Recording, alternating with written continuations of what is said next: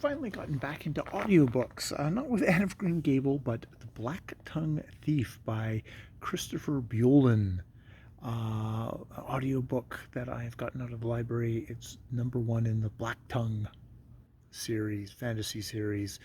Very much grimdark, I guess, a modern grimdark, where Kinch Nashanak has is a owes his guild a shit ton of money for training to be a thief, and is given a particular task to follow this one woman, one warrior woman, and report what she is doing. And doesn't like his guild much.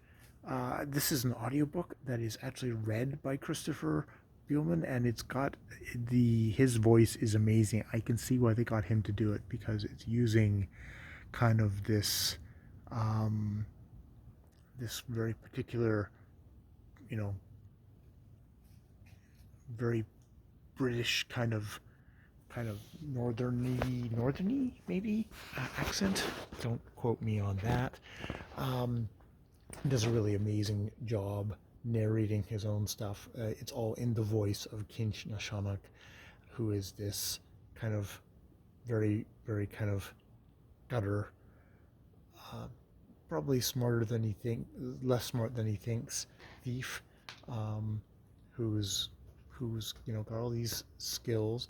It is a world with magic. It is a world which has had apparently horrible goblin wars that have killed all the horses. The warrior that he takes up with, she's definitely pines for the horse, and there's already been a memorable scene where they've gone to talk to a witch who very much lives on the outskirts of all these guilds, who control everything, who allows her to ride kind of a mechanical simulacration of a horse. And they've even seen one really powerful, really wealthy person who actually has a horse, I think a mare, and they're, as a veteran of the Goblin Wars, she allows this the female warrior to feed it a couple of oats, and it really, you can tell it kind of really hurts her.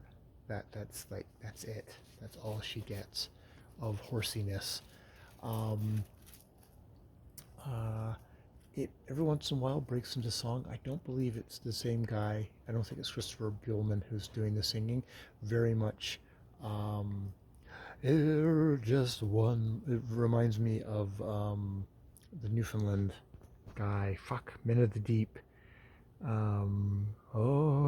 Just one night I could reach the Northwest Passage. Reaching for the Buford Sea. Oh, boys, one more night. That kind of a cadence, different, very much kind of the songs, the murder ballads of maybe the borderlands of England. So it's got a good grounding that way. So I'm really liking the atmosphere. I'm really liking the sounds of the language. He's got a second talent, which is he's a cipher, which means without any education, he can read any language, any secret language, secret ciphers. He could make ciphers. When his mother found out about that he had this when he was 5, she slapped him and said, "Don't ever fucking let anyone ever know that you do that," because there was one cipher in town, and that was a girl who was basically locked away in a cellar and made to slave away for the guild for her entire life. She was basically that was it. You're a slave, because that's a very valuable skill. So he keeps that on the down low as much as he can, though powerful witch immediately spots it in him. So there's that. Yeah. So I'm quite enjoying it so far. There's some kind of the more gnarly little details, so I'm just kind of letting go by. I'm listening to it in an audiobook, and I'm not that concerned.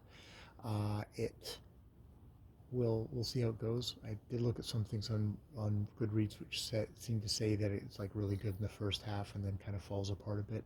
This may be maybe a first novel for this guy. I'll have to look him up and see what it says about him, but maybe he's They could have the first novel thing of great start, but not quite able to stick a landing yet. But definitely worthwhile at the moment to start out with. So I'll leave it there.